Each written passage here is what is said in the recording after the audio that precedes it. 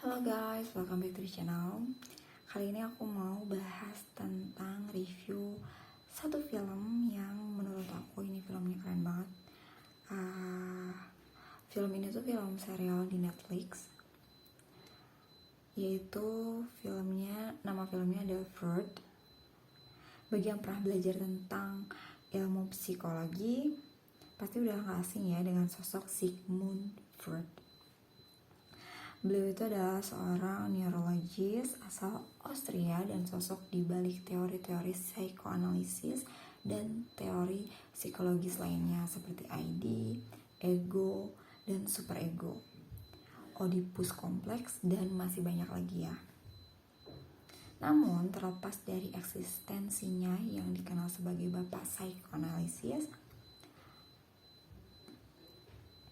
dia berperan sebagai detektif yang menyelidiki kasus yang berkaitan dengan supernatural. Serial asal Austria Jerman, Freud hadir di Netflix untuk menceritakan Freud versi fantasi ini. Jadi ini bukan pure kisah nyatanya dia, karena ini bukan film biografi.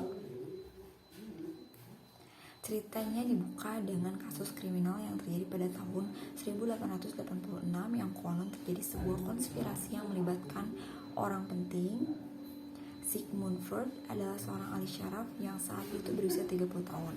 Dan pada saat itu Freud sangat terobsesi dengan teori yang baru aja dia gagas, yaitu hipnoterapi.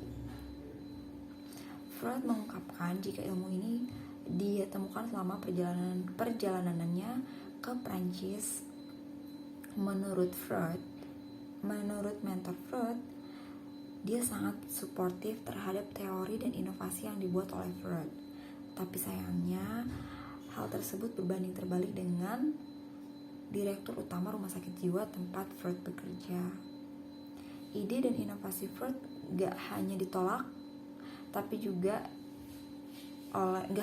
oleh direktur dari rumah sakit jiwa itu, tapi juga ditolak oleh rekan-rekan yang lainnya. Sigmund diundang pada sebuah perjamuan. Dirinya dibujuk oleh rekannya Arthur untuk hadir ke perjamuan tersebut. Perjamuan ini diadakan oleh Countess Sophia von Zapari. Countess Sophia ini mengadakan perjamuan ini untuk memperluas relasinya dengan sosok yang berpengaruh. Pada pesta tersebut, bersama suaminya, ia mengadakan ritual pemanggilan arwah yang membawa seorang gadis Hungaria bernama Flo Salome. Kehadiran Salome ini dijadikan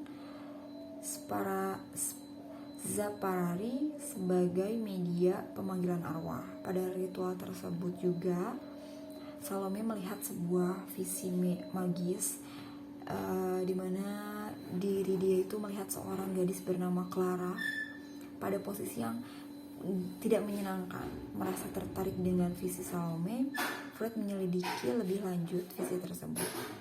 Di dalam visi Salome, Clara menghilang di sistem saluran pembuangan di Vienna.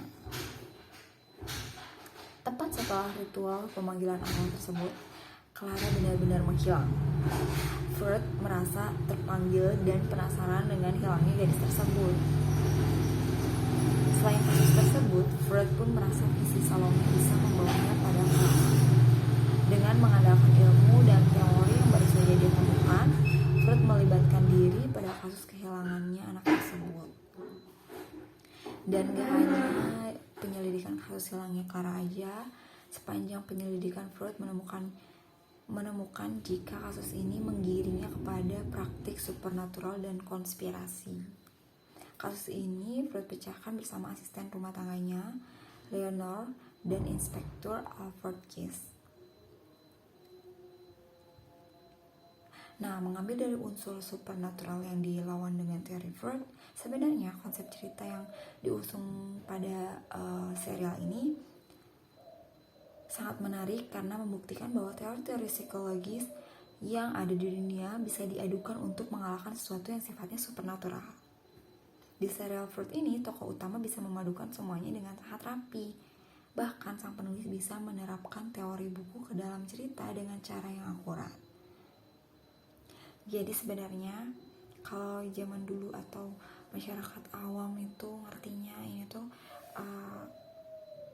keahlian supernatural gitu. Sebenarnya enggak, sebenarnya mereka itu jago untuk ngehipnotis.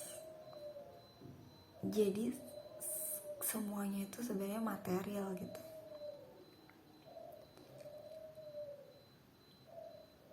Nah, selain itu juga penyampaian mengenai teori psikologi yang dikembangkan oleh Sigmund Freud selama hidupnya terbilang akurat sampai saat ini. Apalagi pada serial yang aku lagi bahas sekarang, penyampaian teorinya terbilang cukup jelas dan tersampaikan dengan baik kepada para penontonnya.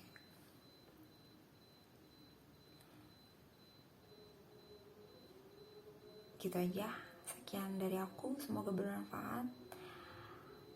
Enjoy the video, see you in the next one.